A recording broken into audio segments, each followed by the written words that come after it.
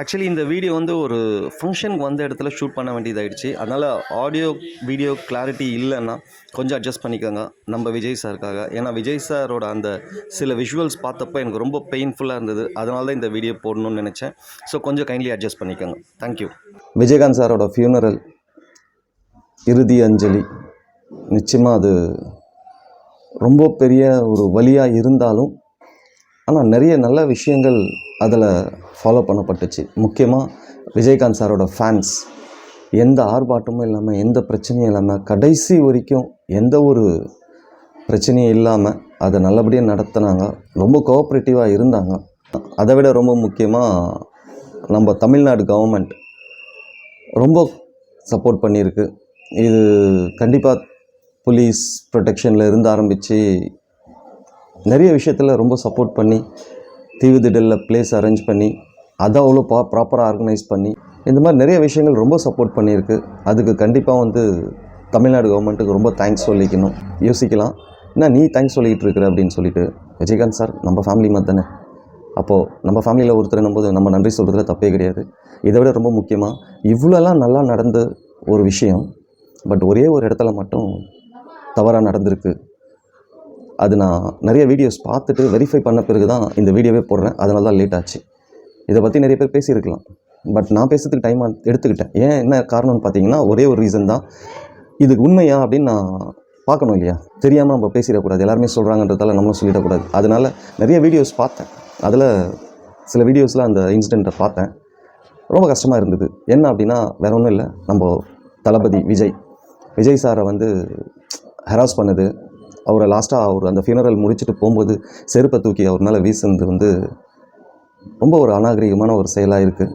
அது பண்ணியிருக்கக்கூடாது. எல்லாமே நல்லா நடந்து இந்த ஒரு விஷயம் வந்து இன்றைக்கி பேசுகிற ஒரு டாப்பிக்காக மாறி போச்சு. எஸ், அஃப்கோர்ஸ் நம்ம இன்றைக்கி பேச போகிறது இந்த இன்சிடெண்ட்டை பற்றி தான். Welcome to limelight media Tamil. நான் உங்கள் MKR. விஜய் சார் வந்து வருவாரா வரமாட்டாரா அப்படின்னு கடைசி நிமிஷம் வரைக்கும் ஒரு குழப்பம் இருந்தது. ஆனால் அவர் ஷூட்டிங்கை கேன்சல் பண்ணிவிட்டு வந்துட்டார். வந்து அவரோட கடமையை அவர் கரெக்டாக செய்தார். எவ்வளோ கூட்டம், எப்பேற்பட்ட கூட்டம். அந்த கூட்டத்தில் கஷ்டப்பட்டு எப்படியும் போராடி வந்துட்டார். வந்து நீங்கள் அவர் இறுதி அஞ்சலி செலுத்தும் போது பார்த்துருப்பீங்க. அந்த மாதிரி ஒரு காட்சியை நீங்கள் எங்கேயுமே பார்த்துருக்க முடியாது. மனசு உடஞ்சி ரொம்ப ஒரு அன்பாக பாசத்தோட மனசுலேருந்து அழுதார். அது சாதாரண விஷயம் இல்லை. இதுக்கு முன்னாடி அந்த மாதிரி விஜய் சார் மனசு உடஞ்சி அழுத சீனை நீங்கள் எங்கேயுமே பார்த்துருக்க மாட்டீங்க சினிமாவை தவிர. ஸோ அது எவ்வளோ பெரிய வலியாக இருந்திருக்கும் அவருக்கு. ஏன்னா அவரை தூக்கி விட்டவர். அவர் இன்றைக்கி இவ்வளோ பெரிய ஸ்டாராக இருக்கிறாருன்னா அதுக்கு காரணம் அவர் தான். அவர் மட்டும் காரணம் அப்படின்னு சொல்லிட முடியாது, அவரும் ஒரு காரணம். இவரோட உழைப்பால் ஒரு மேலே வந்திருந்தாலும் ஆனால் அந்த டைமில் ஒரு சப்போர்ட் தேவைப்பட்டுச்சு. ஏன்னா விஜயகாந்த் வந்து நம்ம தமிழ்நாட்டில் இருக்க கடைசி கிராமம் வரைக்கும் சேர்ந்து ரீச்சான ஒரு ஆள்.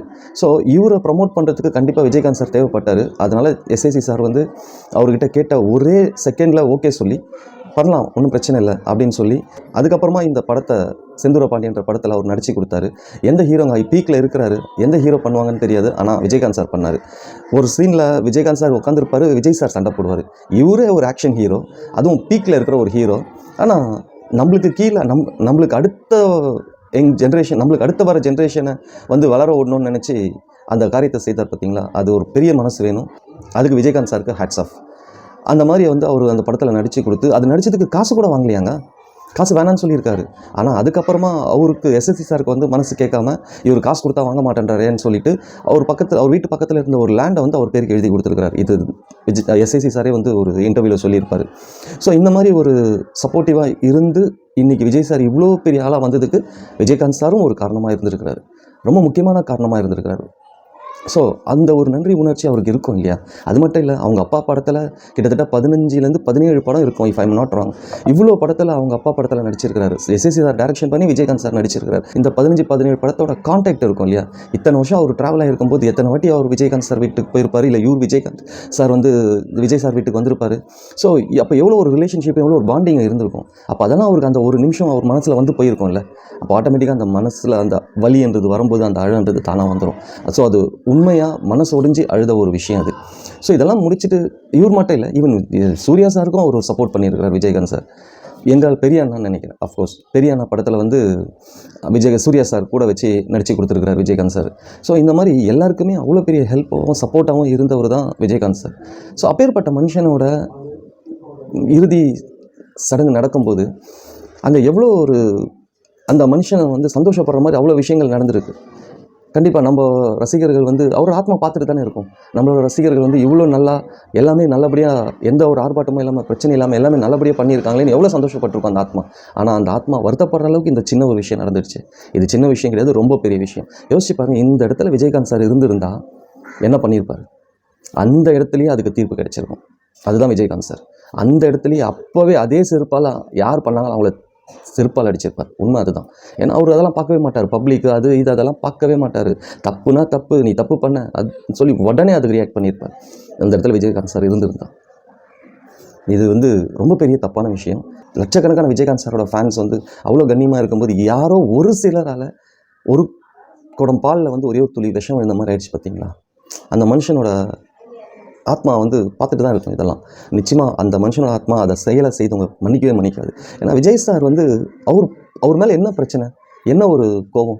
ஒரே விஷயந்தான் நான் நினைக்கிறது, பொதுவாக பேசப்படுறது கூட என்ன அப்படின்னா, அவர் வந்து பார்க்கல, உடம்பு சரியில்லாதப்போ வந்து பார்க்கல. ஏன்னா அவர் மட்டும் இல்லைங்க, நிறைய பேர் போய் பார்க்க முடியல. எனக்கு தெரிஞ்சு ரஜினி சார் போய் பார்த்தாரு. அப்புறமா சில பேர் யாரோ ஒரு சிலர் போய் பார்த்துருக்கலாம். என்ன பண்ண முடியுங்க? யோசிச்சு பாருங்கள். அது அவங்க அப்பாயின்மெண்ட் கொடுக்கணும் இல்லை? அவங்க அப்பாயின்மெண்ட் கொடுக்கலாம், எப்படி அவர் போய் பார்க்க முடியும்? அவங்க அப்பாயின்மெண்ட் கிடைக்கலன்ட்டு ராதாரவி சார் நிறைய மீட்டிங்கில் சொல்லியிருக்கிறாரு. நான் எவ்வளோ விஜயமாவை பார்க்க ட்ரை பண்ணேன், என்னால் பார்க்க முடியல, என்னை அலோவ் பண்ணலன்னு சொல்லிட்டு நிறைய மீட்டிங்கில் நிறைய இன்டர்வியூஸில் சொல்லியிருக்கிறாரு. நான் ட்ரை பண்ணேன் விஜயமாவை பார்க்க, ஆனால் என்னால் பார்க்க முடியல, எனக்கு அப்பாயின்மெண்ட் கொடுக்கல அப்படின்னு சொல்லிட்டு நிறைய இடத்துல நிறைய இன்டர்வியூஸில் அவர் சொல்லியிருக்கிறாரு.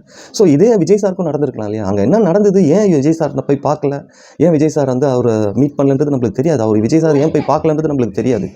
ஸோ நம்மளா ஒரு கற்பனை பண்ணிக்கிட்டு, இல்லை யாரோ பப்ளிக்கை பொதுவாக பேசுகிறத வச்சுக்கிட்டு நம்ம வந்து இந்த மாதிரி ஒரு கேவலமான செயல் செய்கிறது எவ்வளோ பெரிய தப்பு, யோசிச்சு பாருங்கள். ஸோ இது யார் செய்திருந்தாலும் கண்டிப்பாக தப்பு தான்.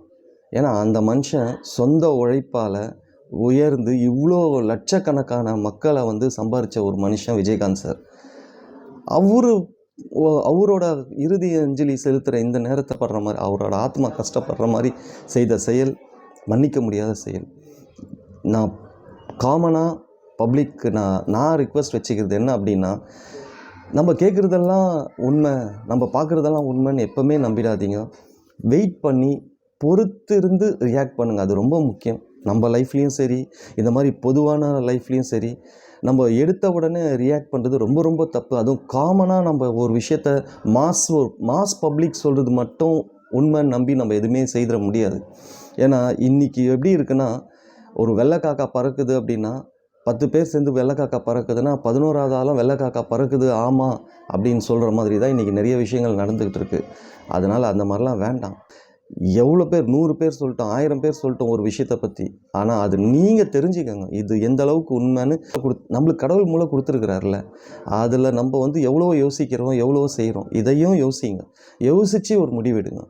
அது அந்த நேரம் வந்து விஜய் சாரோட மனசு எவ்வளோ வேதனைப்பட்டிருக்கும் யோசிச்சு பாருங்கள். அந்த மனுஷன் பாவங்க, அந்த மனுஷன் இப்படி ஒரு இன்சல்ட்டை சந்திக்கணும்னு தலையெழுத்தா யோசிச்சு பாருங்கள். அவர் போய் பார்க்கலன்னா அதுக்கு 1008 காரணங்கள் இருக்கலாம். அவர் பார்க்க ட்ரை பண்ணியிருக்கலாம், இவங்க அப்பாயின்மெண்ட் கொடுக்காமல் இருந்திருக்கலாம்.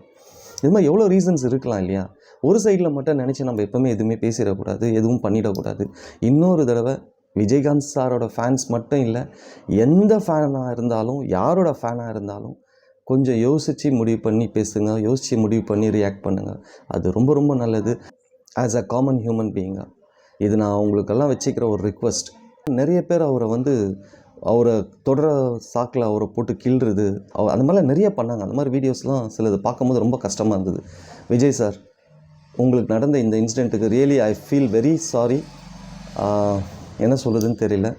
பட் நீ இந்த மாதிரி எவ்வளோ விஷயங்களை, எவ்வளோ பிரச்சனைகளை, எவ்வளோ அவமானங்களை தாண்டி தான் வந்திருக்கிறீங்க இந்த இடத்துக்கு, இவ்வளோ பெரிய இடத்துக்கு. ஸோ நீங்கள் இதை ஜஸ்ட் லைக் தட் பாஸ் பண்ணிவிட்டு உங்கள் வேலையை பார்ப்பீங்க, அது தெரியும் எங்களுக்கு. பட் அதை பார்க்கும்போது எனக்கு கஷ்டமாக இருந்தது. அதனால தான் இந்த வீடியோ மேக் பண்ணேன். That's it for today. நம்ம சேனல் சார்பாக விஜயகாந்த் சாரோட ஆத்மா நல்லபடியாக சாந்தி அடையணும்னு அந்த கடவுளை வேண்டிக்கலாம். விஜய் சாருக்கு நடந்ததும் ரொம்ப ரொம்ப தப்பு. அது இன்னொரு தடவை எந்த ஃபேன்ஸும் செய்யக்கூடாதுன்றதையும் இந்த வீடியோ பார்க்குற எல்லாருக்கிட்டையும் நான் கேட்டுக்கிறேன். நம்ம கொஞ்சம் காமன் சென்ஸோடு திங்க் பண்ணி செயல்படுவோம். நல்லதை பேசுவோம், நல்லதை சொல்லுவோம், நல்லதை பேசுவோம், நல்லதை சொல்லுவோம், நல்லதையே செய்வோம். பாய். இந்த வீடியோ உங்களுக்கு பிடிச்சிருந்தா லைக் பண்ணுங்கள், ஷேர் பண்ணுங்கள். நம்ம சேனலை மறக்காமல் சப்ஸ்கிரைப் பண்ணுங்கள். உங்களோட சப்போர்ட் எனக்கு ரொம்ப முக்கியம். என்னோடய சப்ஸ்கிரைபர் எல்லாருக்குமே ஹாப்பி நியூ இயர் 2004. உங்களுக்கும் எனக்கும் நம்ம எல்லாருக்குமே நல்லதாக நடக்கட்டும். பாய்.